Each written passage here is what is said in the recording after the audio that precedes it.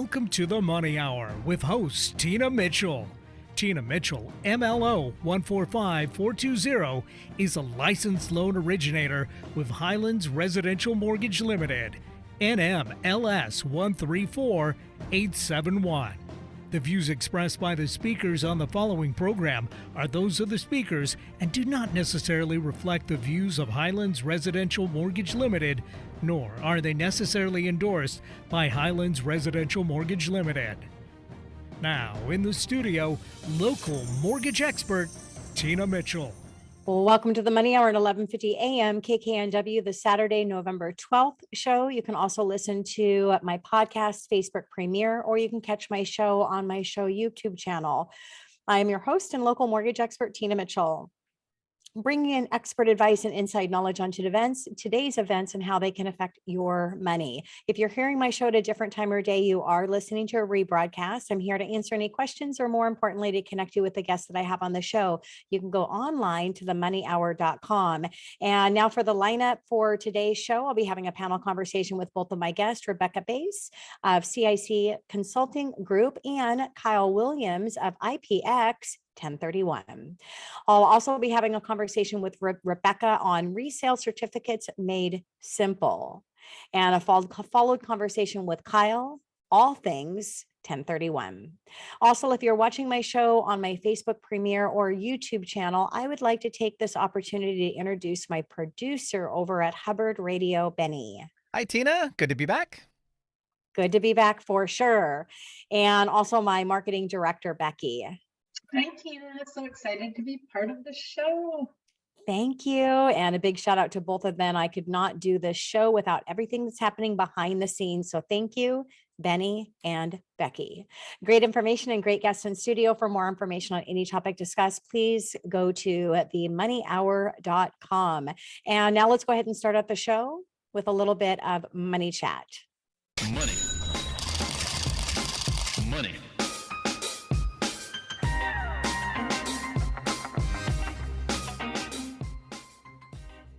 Last week, there were many winners and many losers. However, we're all winners. Why, you may ask? Because it's marked the day that we no longer will be receiving spam political text messages. I'll admit it was fun to respond to some of the senders and dangle a carrot as if it were a verge of conceding to their attempts to sway me in their thinking. After a few exchanges, I would write, hey, can you take down this other number? My phone's going to be going dead. And then I would just provide a number of one of my loan officer competitors. Leading up to Tuesday's night midterm race, the market put on a decent rally. For a lack of any meaningful follow through in pricing, I'd attribute this to simply a battle from footing in the wake of inflation release consumer price index CPI. As we woke to what looked to be shaping up to be a Republican-controlled House and a Senate currently undermined, the overall sentiment seemed to be a recipe for gridlock in policy advancement for the next 2 years. This oftentimes is not a positive for the equities due to the government's ability to roll out more policy bills. We may not have a vote in the outcome of the market, and it turns out, but we can choose to show up. There's one thing 100% of Americans can agree on election day. It's 50% Americans have lost their mind. Thursday morning, the first song that popped into my head was Ding Dong, the Witch is Dead. Which old witch? The Wicked Witch. Ah, yes, the Wicked Witch of the economy, inflation. And to embrace this analogy, the markets were joining in to sing, spreading the news that inflation is dead. We saw over 180 basis points improvement in the bond market, and rates dropped 0.5% in one day. Thank goodness. Finally, let's hope we can keep it going. If the market was surprised by the top 100 Billboard hits of all time, I'm a Believer by the Monkees. Perhaps we could also embrace Happy by Pharrell Williams, while our dancing might be summarized by I Got a Feeling by Black Eyed Peas. If you'd ask me, I'd even join in on I'm a Believer, immediately turning into the dial of which got the sign by Ace of Base. To land this plane, I would like to simply plead for the market to unbreak my heart, and tell me that you'd love me again. Yes, CPI came in lower than expected. The first crack in the Kraken IE inflation. Dear 4%, thank you for the memories. The 10% year yield plummeted to 3.8%. Warning.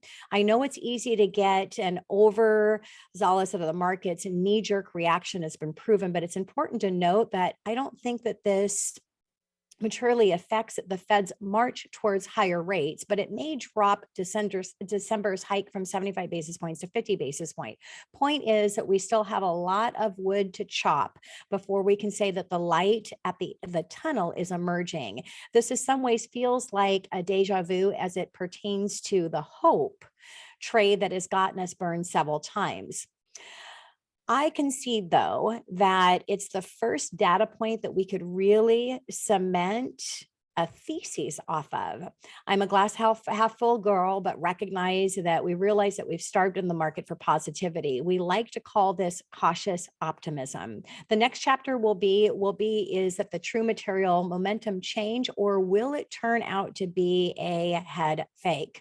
The market is going to begin making bets, but the data will result in a confirmation of this move. For what feels like the first time in a long time, we finally got a win. We may have been up against the ropes, but we've got heart. This fight is not over yet. Cue to the music, Eye of the Tiger. It's the eye of the tiger. It's the thrill of the fight, rising up in the challenge of our rival and less known survivor. Stalks his prey in the night, and he's watching us all with the eye of the tiger. Let's go ahead and keep the fight. Tina Mitchell, and that is your Money Chat. Coming up next on the Money Hour, panel conversation with my two guests, Rebekah Baze of CIC Consulting Group and Kyle Williams of IPX 1031, right here on 1150 AM KKNW.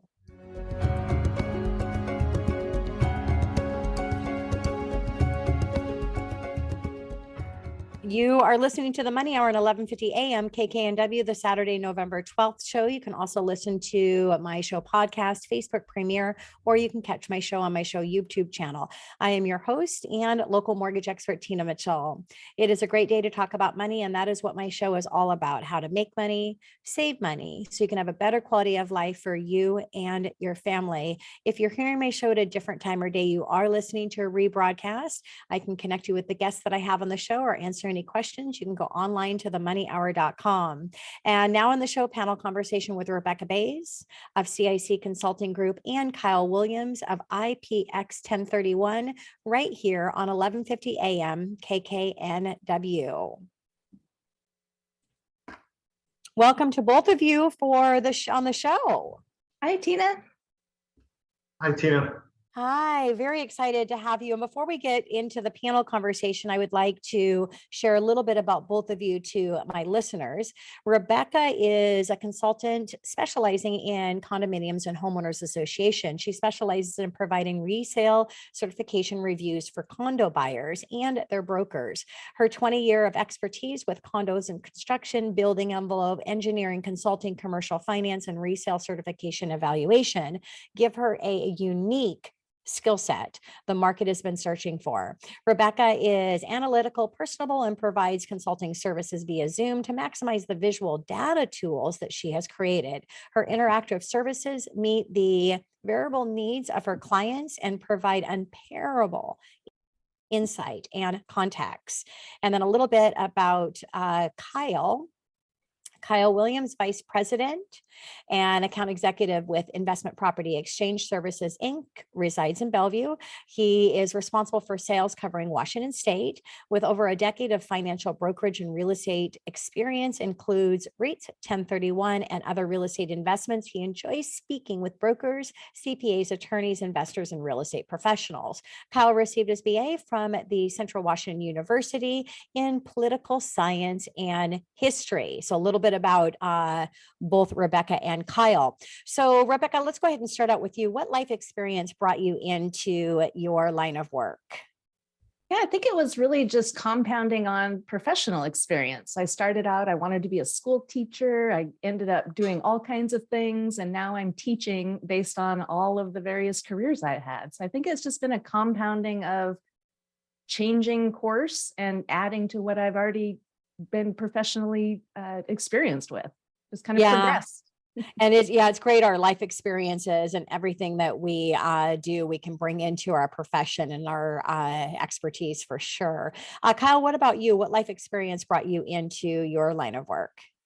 So I've basically been doing this since college, not specifically 1031s, but I was always fascinated by investments, like watching CNBC in college and that sort of thing that normal college kids don't do. And then I got into like REITs and some other stuff, and then naturally just evolved into 1031s.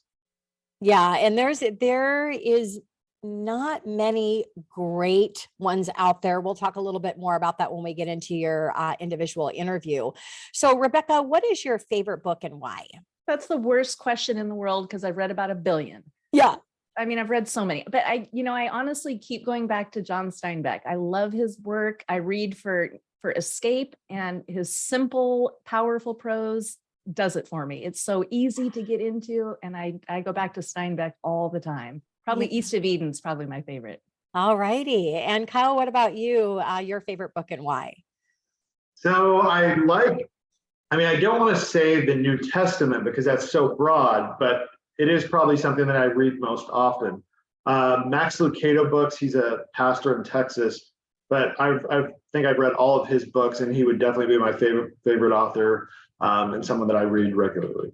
Yeah, thank you. Well, some great shout outs for sure, and something for our listeners to think about. Rebekah, how do you manage stress in your business? Because there's a lot that can come up when it comes to being under contract on a condo and waiting for the information that you need to see what can of worms need to be opened up or not. Indeed. Yes, I breathe a lot. I focus breathing. I spend as much time as I can outdoors during the day, taking breaks and going outdoors. I find that just totally helps with stress. But really, it's compound. I compartmentalize it in my brain. I'm pretty good at it. I'm pretty good at shutting off work and letting it go. And that's a good way for me to try to manage stress. Just turn it off. Yeah, that's great. What was that? Escapism. Yeah. And breathing is important. I've actually done a lot on breathing, and I learned that we naturally, when we've come out of the room, we breathe the way we're supposed to. But then over time, most people completely do it the opposite way, which is caused by stress. But when you breathe in, your stomach should go out, not in. Interesting, and something to think about. Try, if you're listening to the show, try practicing that, because it's hard until you get in the habit. But that's how you breathe correctly, which definitely has an impact on stress. And Kyle, what about you? How do you manage stress in your business? So you have to shut it off, right? Like it's much easier said than done for you, me, Rebekah, for anyone in our industry, right? Because we're glued to our phones, our computers. But yeah, I try to make it a habit now to shut my phone off at night, put the computer away, not do too much on the weekends, because the last couple of years have been crazy. Yeah.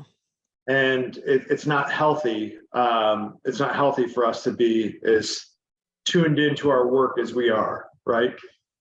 Yeah, you absolutely have to have those times that you have blocked out for your family time and your fun time, where that is all you do. And yes, in all of our industries, obviously we're available off business hours, but it's how you time block when you're opening up those opportunities or not, so that you're really having that quality of life, which actually is the last question I'd like to ask both of you for our panel conversation. Rebekah, how do you manage work-life balance?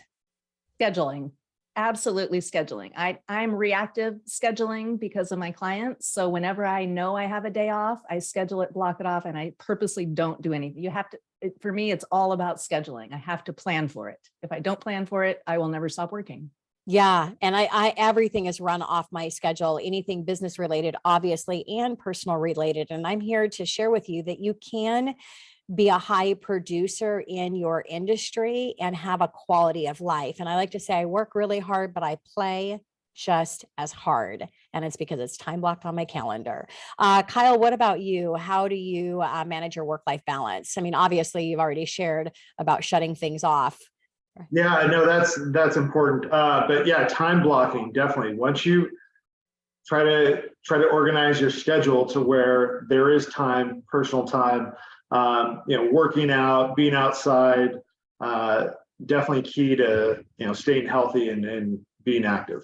Yeah. If you don't respect your own time, no one else will. If you don't set boundaries on your time, no one else will. And I always say, if it's not on your calendar, it doesn't exist. So everything needs to be there so that we can really manage and navigate through the balance that we want in business and life. And each one of us here are high producers on our each individual field. And so it's important to be able to do that.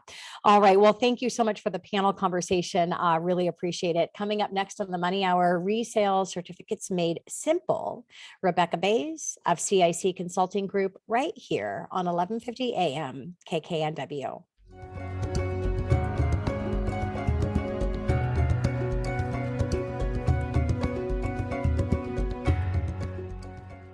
You are listening to the Money Hour at 1150 AM KKNW, the Saturday, November 12th show. You can also listen to my show podcast, Facebook premiere, or you can catch my show on my show YouTube channel. I am your host, Tina Mitchell, and your local mortgage expert. I am here to help you build a strong financial blueprint, 1 week and one show at a time. If you're hearing my show at a different time or day, you are listening to a rebroadcast. I'm here to answer any questions or connect you with the guests that I have on the show. You can reach out by going to themoneyhour.com. And now in studio, Rebekah Baze of CIC Consulting Group, Resale Certificates Made Simple, right here on 1150 AM KKNW. Rebekah, really excited to have you in studio for the first time because what you do is unique. And I don't know anyone else that has a company that provides the service that you provide. And that really came in you in creating this, seeing the need that there wasn't really anything out there. So first, can you explain what a resale certificate is? Sure. With condominiums and now common interest community properties, when a seller goes to sell their property, they have to provide a buyer with a virtual stack of documents and financial statements and reserve studies and a bunch of statements that the state law requires the association tell the buyer about. So buyers get a stack of documents, and that's how they try to evaluate the health of the association. And it is a big stack of documents we're going to talk a little bit about here today with you. But what are the big challenges that you see related to resale certs? First and foremost is getting a complete resale certificate that complies with state law. That's okay. We've got a little friend. We got a little friend visiting our virtual show. I love it. Nice sound effect. Yeah, exactly. Thank you for bringing a special one in.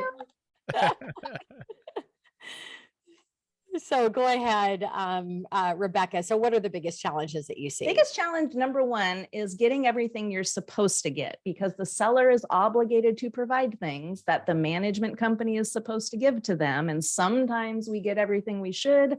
Often we have to go back and say the financial statement is missing or the important document isn't here.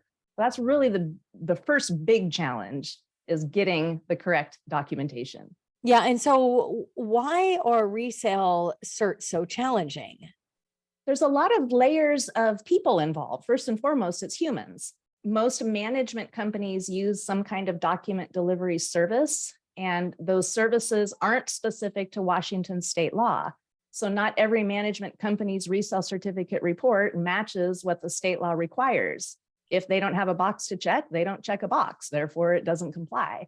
That's a big reason. It's really humans. And then things like meeting minutes, somebody has to take meeting minutes, somebody has to send them to somebody has to put them in the system in order for them to get out. There's a lot of broken pieces in that chain of information.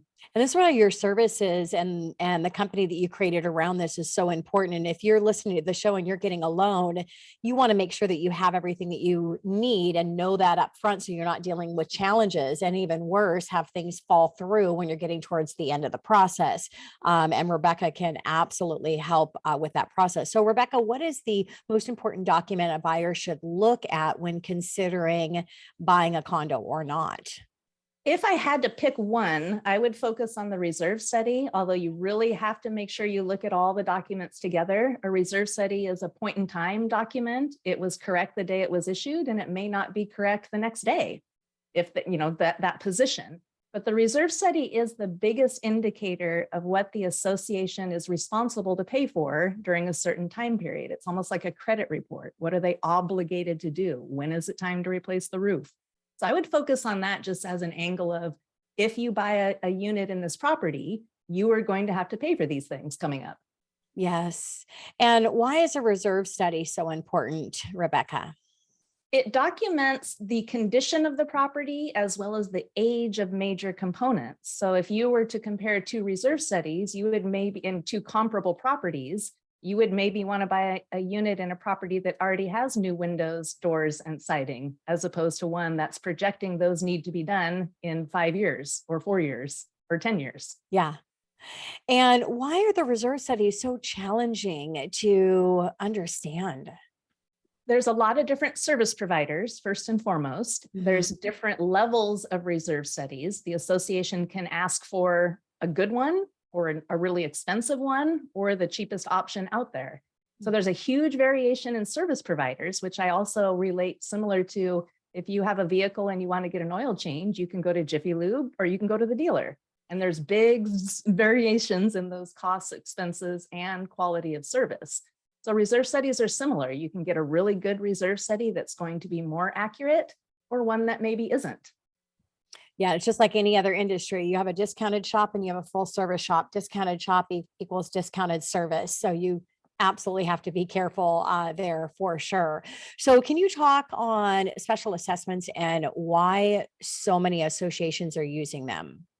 Special assessments are common, and they almost have to be. The cost of doing business, the cost of maintaining your property and keeping insurance and paying for utilities, almost is getting to the point where it's getting harder and harder to raise dues to the level to accommodate those expenses.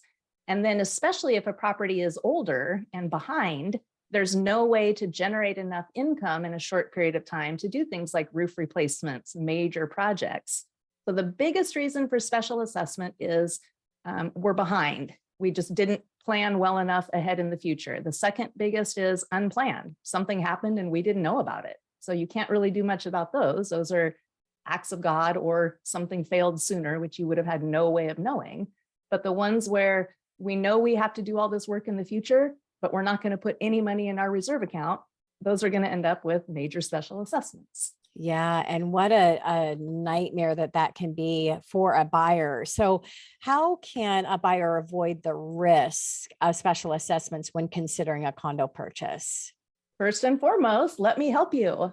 Yes. Absolutely. And that's a huge part of what we look at when I break down a resale certificate is the projections. What's coming?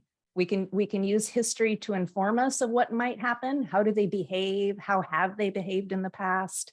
Are they doing projects? Have they done nothing? But going forward, it's really taking their current financial position, their projections for what their dues are going to be, and then the expenses, and trying to line those up. And then for me, I look really closely at what's not in the picture. Yeah. What have they talked about that isn't in the reserve study? And what might be in the reserve study that I know is going to cost more than just the material cost that the reserve study illustrates. Yeah, you don't want to get into a condo and then find out your payment's going to be another $800 a month because all of a sudden a special assessment's coming in and they're going to, take that out over a period of time, which is going to increase all of the owner's payment. So why it's so important in hiring someone like Rebekah to help you with that process so you can foresee what's coming up. It's kind of like why you get a home inspection. A home inspector is the inspector is going to let you know the condition of the home, and also is going to help prepare on what things are going to be coming up in the future so that you don't have any surprises when you get into that property. So Rebekah, how many associations or resale certificates have you analyzed during your career? I just told somebody the other day, I bet I've read 1,000 declarations. Oh my gosh, that sounds so horrifying. I For know. me, I would absolutely need you. But that's like maybe, that's how many declarations I read, but maybe all, breaking down all the resale certificates and including all the associations I have professional experience with in my 20 years, it's probably between 500 and 700. Yeah, that is a lot. And what would you say, percentage wise, Rebekah, in ones that you're looking at? Because you understand, because you do this so much, and a lot of the condos that are in our area, what's happening with them? How many times do you see that there are things and issues that are coming up that they're not providing what they need, or that really, if they don't have you, this could be devastating for the buyer?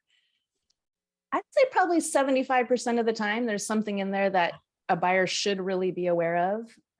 I've probably had less than 5% of my clients, after doing a review, decide they don't want to proceed with the purchase based on what we uncover. Those tend to be people that know nothing and didn't look at anything. Yeah. Once we go through that process, they are thrilled because now we know what to look for. The next property they get under contract, they love, and they're sold. So sometimes it takes once or twice to educate to find the right property. Generally speaking, there's always something. There's no perfect association. There's no perfect condominium. There's always something that isn't ideal. So and there's huge variance. So what I also do is focus with the buyer. What's most important to you? What kind of risk are you willing to take on? A roof project is different than a full strip and reclad and window replacement project. So there's different variations and levels of risk that we try to identify, and they all have them. Yeah, it's when I talked with you, this is the first time in my 27 years career in the mortgage industry that I've ever talked to someone that does what you do. And why has this not just become a norm, like a home inspector? People, even in the market when people were paying hundreds of $1,000s over ask price and they were competing against 15 different offers, they were getting a pre-inspection. They were paying for that inspector prior to not even knowing if they were going to get a home, because they knew they couldn't get their offer accepted with an inspection contingency. So why haven't we seen that with condos? And because you're such an important part of the process. And I didn't even know anybody like you existed. Well, I think that's your answer, is nobody existed until and I've been working now for about 2 years developing this service. And I tend to just work on referrals because then I have, a little bit better chance to succeed with a warm referral, especially from a broker I have a relationship with. But I think it's changing. I think it's growing. My business is definitely increasing. As more and more people learn about the service, it will grow.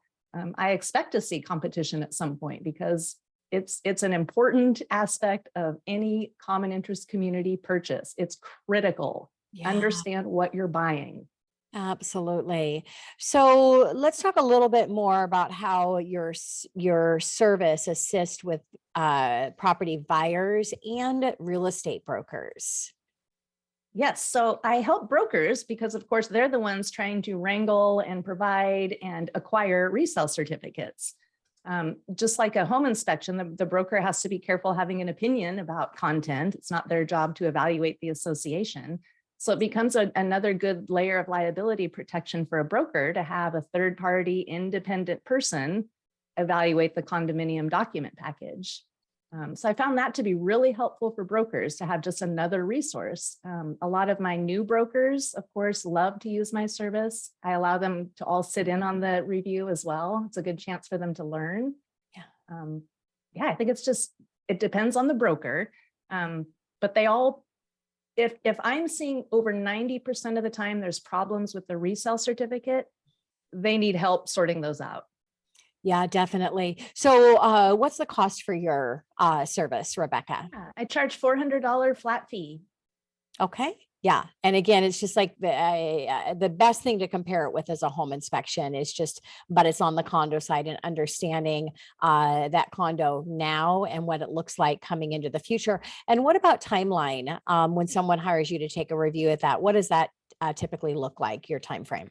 I have to move quickly. The state law gives a buyer 5 days to review a resale certificate. So I definitely do them within 5 days. So typically I can schedule within 24 to 48 hours. It just depends on when things come in. And I often meet on the weekends and Buyers have jobs and lives, so depending on their schedule, I'm really flexible with that too.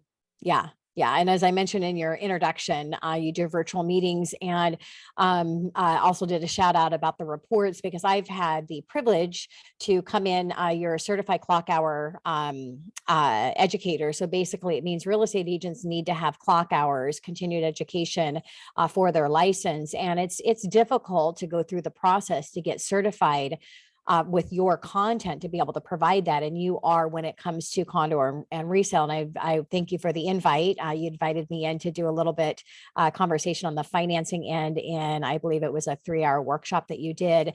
So share a little bit more about that in your education. Sure. platform. I'm licensed by the Department of Licensing, so I can teach for clock hour credits. I focus on resale certificates. I do have to teach within an approved school. I've taught with several agencies that have their own school, and I love it. I really enjoy that part. I'm very big on how can I make this simple? And that's something I've really worked hard to do, building visual templates that are as simple as possible to convey all of that information and all those documents into one picture. If I could create an emoji, I would, but best I can do is a chart. And that's what I was going to do. You give a shout out. That's why I mentioned the continued education. I forgot my thought process there and where I was going with it. Being in the presentation and seeing the charts and how you're able to actually line all these things out in a really easy to understand process was amazing. So we've got 2 minutes to wrap up our time here. And I want to ask you, what are you seeing as the biggest things that's happening out there with condos and the resale start that's preventing buyers from moving forward with their purchase, because it's not a safe purchase for them to make? Buyers are scared of special assessments, always, and they should be, unless we can fully understand that risk. We say it, I say it all the time, identified risk is the best. If we can see the risk and quantify it and understand it, great, we can accept that risk. But buyers walk away when there's too much unidentified risk. If we know there's a need to do some work in the future, but we have no idea how much it will cost or when it might happen, that's a lot of unidentified risk.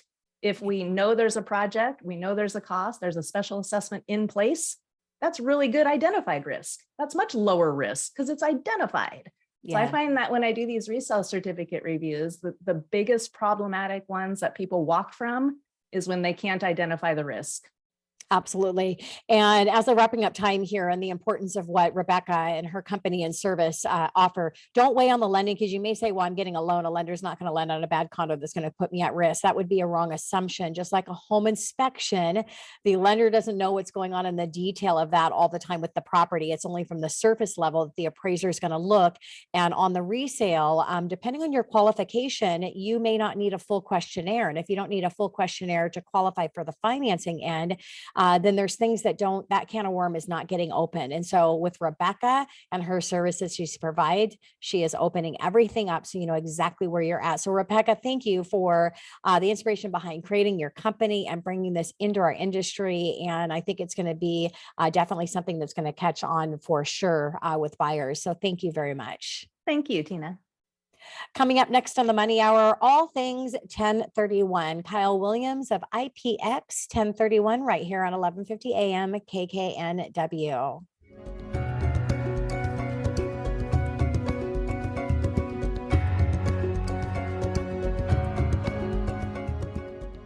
You are listening to the Money Hour at 1150 AM KKNW, the Saturday, November 12th show. You can also listen to my show podcast, Facebook premiere, or you can catch my show on my show YouTube channel. I am your host, Tina Mitchell, and your local mortgage expert. I bring into studio each week the best of the best experts in our local market on everything regarding your money.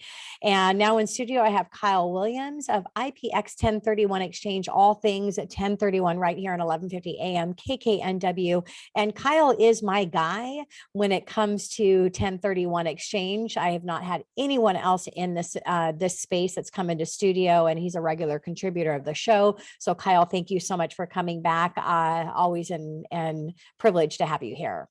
Yeah, I love being here, Tina. It's always, you and I always have these awesome conversations, and I'm always looking forward to seeing you.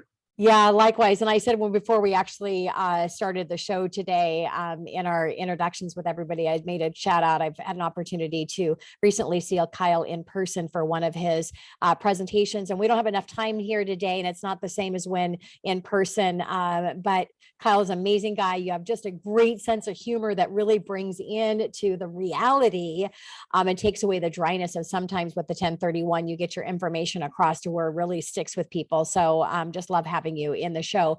So, Anne, you need to have somebody, and we're going to, if we have time, we'll get to this a little bit later, but you have to have somebody that you can really trust when they're handling all this money with a 1031 exchange. So Kyle, can you explain what a 1031 is? Yeah, so a 1031 allows an investor, a real estate investor, to sell their investment property and use all the equity, not just the after-tax equity, to reinvest into something bigger and better.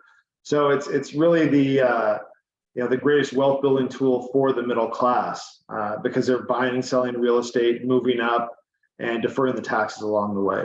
Yeah, anytime we can defer taxes, that is a really great thing. So who uses 1031s? A lot of people.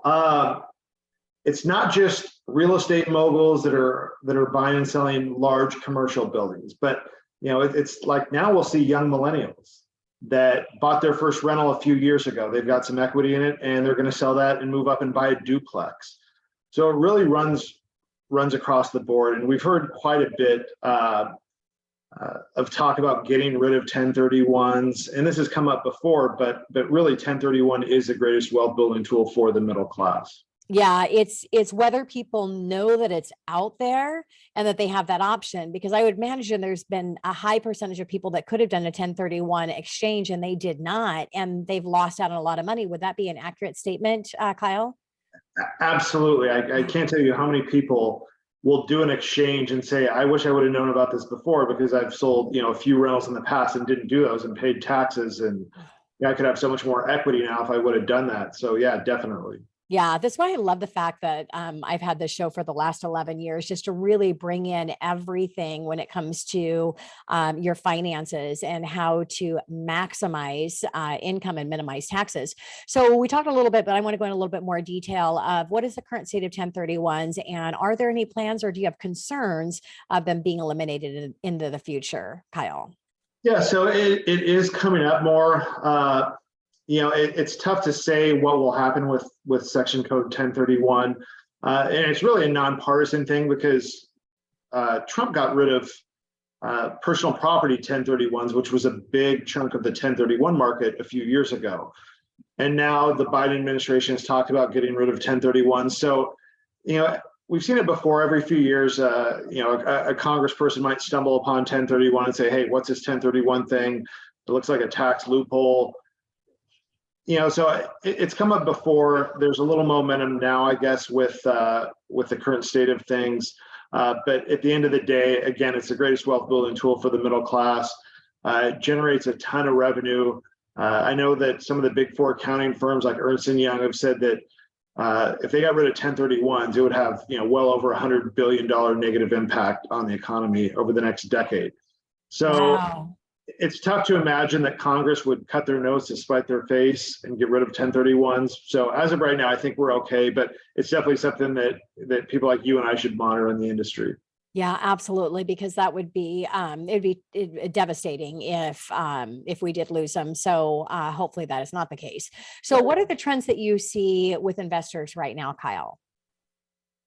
So what's crazy is that after COVID started, and really even before COVID, we'd see more people buying up real estate, maybe buying land in like Montana, for example. And then that got super expensive. And then Idaho got super expensive. And really we've seen, there's still plenty of people coming up here, but in terms of Washington investors, it seems like, many of them go to one of four states: Arizona, Texas, Tennessee, or Florida. But then it's like, well, who's buying property up here? Because obviously they're selling. A ton of people from California, Northern California. Yeah. So it's like, if we see people coming into the state, it seems like they're all from California. If we see people leaving the state, they're going to go south. So definitely two huge trends that we're still seeing to this day. Yeah. All righty. So what are your thoughts on the rates continuing to go up outside of today? Because today, I shouldn't say today, Thursday Mhm. was the first time that we've seen, I mentioned in my money chat, over 180 basis points improvement on the bond market, and interest rates dropped 0.5% in one day, which is just crazy. We've seen a lot of that happen with rates going up, but not going down. What are your thoughts in rates continuing to possibly go up in the future? Yeah, it's so the government, I mean, it costs money to service the debt. And the higher the interest rates go, the more expensive it gets. So at the end of the day, I don't think the Fed can push too much further, right? Like we saw, I mean, there was some good news that inflation has slowed down and the markets went crazy. I saw, before I got on, I saw the 30-year mortgage went from like 720 to 660 today. That's an insane move. Crazy. But I think a lot of people are getting ahead of it and thinking that, you know, maybe the worst is behind us in terms of inflation. We may hit some, you know, some recessionary waves, but hopefully this is, hopefully we're kind of near the top. Yeah. Hopefully, for sure. So does anything change with the results of the midterms? I don't think it really changes too much. The Fed theoretically is a nonpartisan organization. And I know, like, you know, Trump was always talking to, you know, telling Jay Powell he should do this, that, and the other, the Fed chair. And, you know, we know the Biden administration definitely wants them to slow down on the interest rate hikes. And so, but they don't really listen. They play by their own rules. So in terms of what the Fed does, I don't know. I don't think much will change, but, you know, I think we'll hear, it may not be the worst thing either if the Democrats have the Senate and the Republicans have the House. Lame duck, you know, sometimes it's better when Congress can't do anything, right? Yeah. And screw things up. So, you know, hopefully if there's a split House, then, you know, not too much will move the needle one way or another. Yeah. So why do people want to work with your company, Kyle?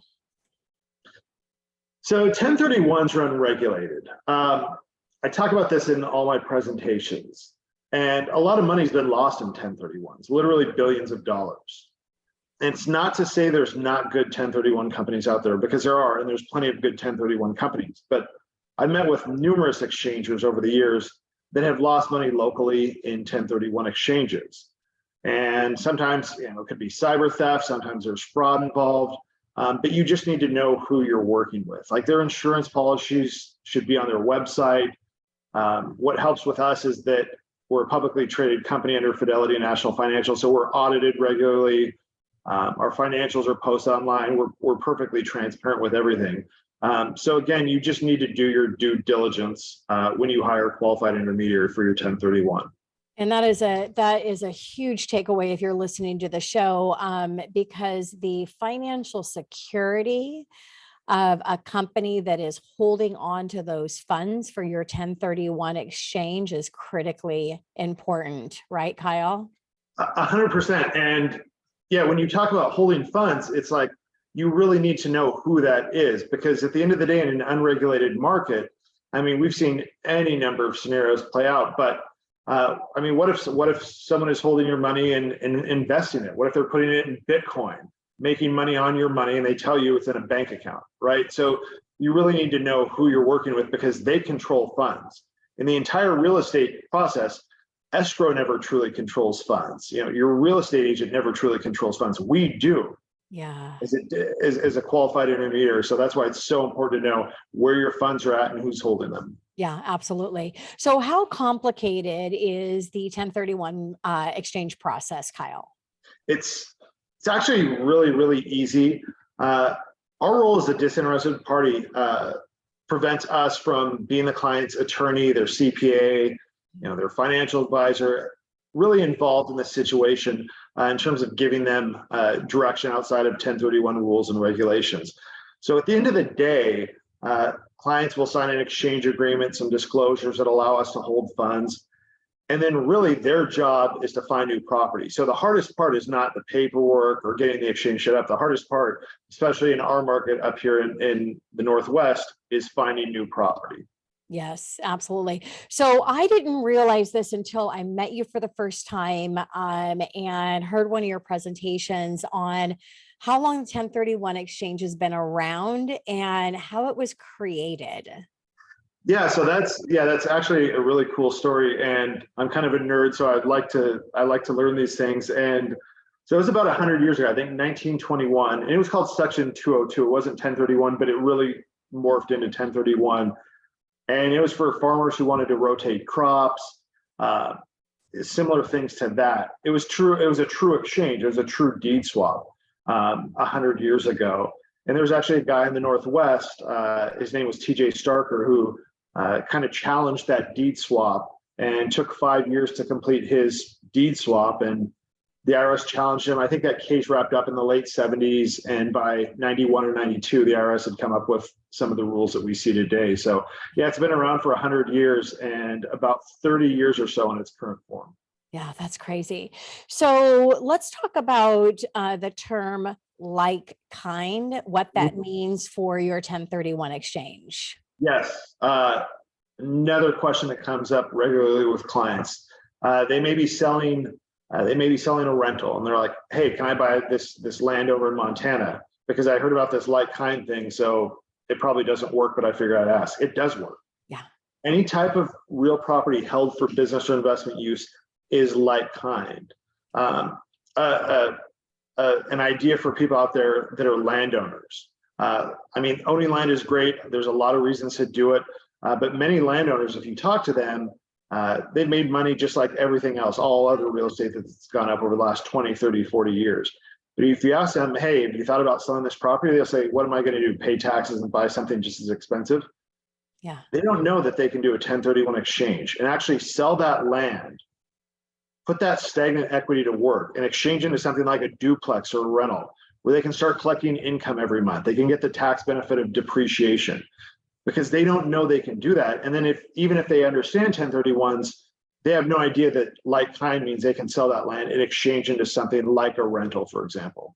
Yeah, and it's one of those areas that is just surprising of how many consumers don't know that exists or how it actually works. Let's talk about the time frame that you have in being able to secure and find a new property once you start that 1031.